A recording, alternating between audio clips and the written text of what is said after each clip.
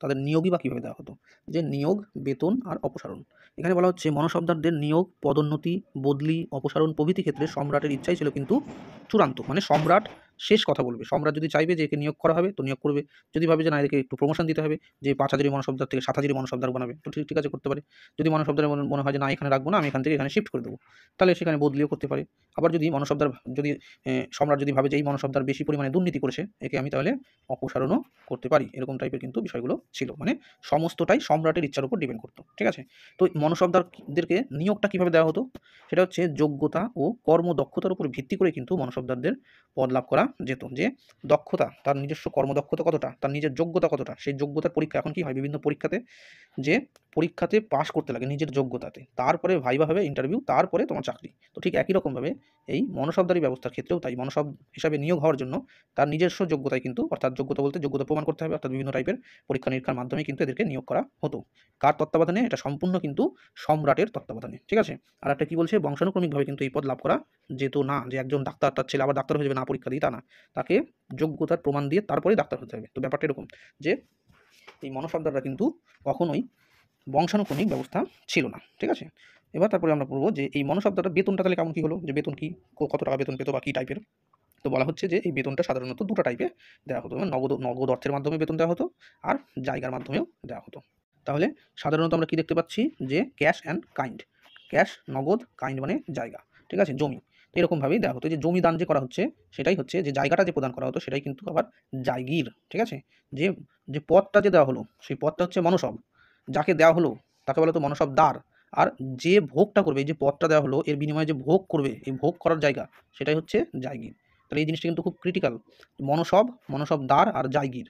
ঠিক আছে, তাহলে কি দাঁড়াচ্ছে, মনসব একজন যে ব্যক্তিকে দেওয়া হতো। ঠিক আছে, ব্যক্তি একটু কেটে দিই।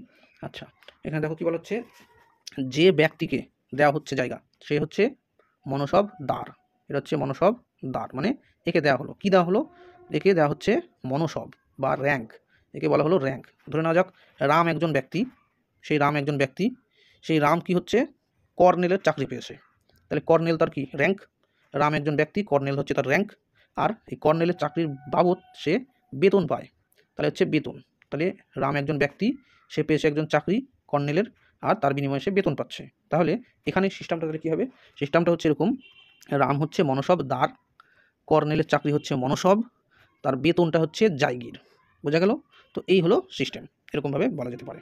আবার এই কথাটাকে একটু অন্যভাবে যদি ঘুরেও দেওয়া হয়, তো এই যে বেতনটা যেটা পাওয়া যাচ্ছে, বেতনটা দুই ভাগে, একটা হচ্ছে টাকা ক্যাশে দেওয়া হচ্ছে, একটা নগদে দেওয়া হচ্ছে, আর একটা কাইন্ডের মাধ্যমে বা এটাকে জায়গা দেওয়া হচ্ছে। ঠিক আছে, বেতন হিসেবে জায়গা পাচ্ছে, তো সেই জায়গাটা যে পাচ্ছে সেটাই হচ্ছে জায়গির। সেই কারণে বলা হতো যে সব মনসবদারই কিন্তু জায়গিরদার হয় না, কিন্তু সব জায়গিরদারই আবার কিন্তু মনসবদার।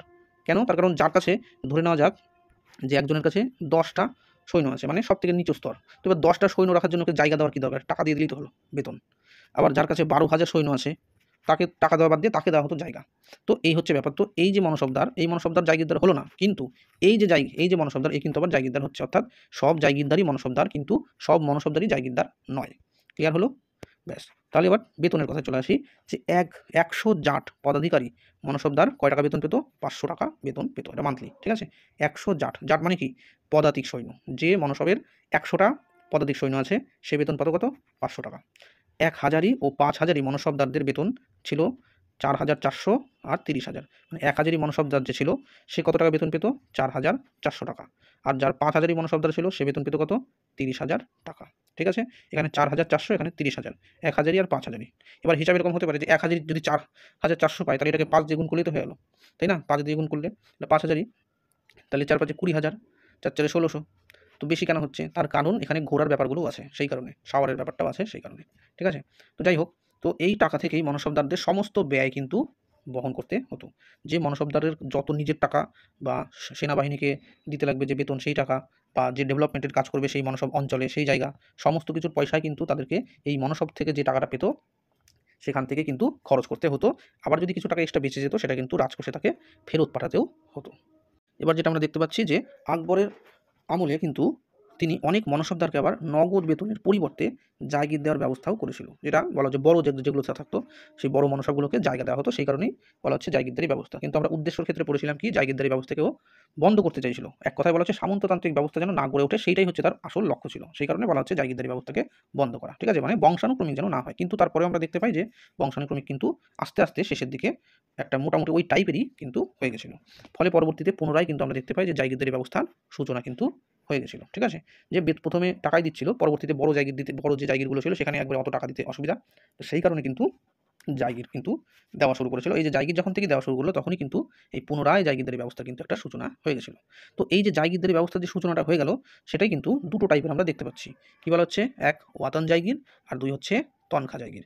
ওয়াতান জায়গির জিনিসটা কি, বংশানুক্রমিকভাবে প্রাপ্ত যে জায়গির।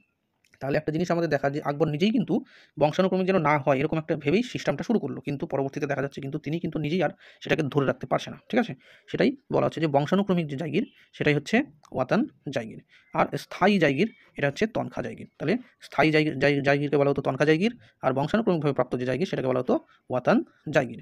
তবে জায়গিরদারকে আবার কিন্তু আমরা দেখতে পাচ্ছি যে যেহেতু বলা হয়েছিল যে বদলি করার ব্যবস্থা আছে, সেহেতু জায়গিরদারদেরকে 2 থেকে 4 বছর পর পর কিন্তু নিয়মিত বদলি করে দেওয়া হতো, এক জায়গা থেকে আরেক জায়গায় ট্রান্সফার কিন্তু করে দেওয়ার ব্যবস্থা ছিল।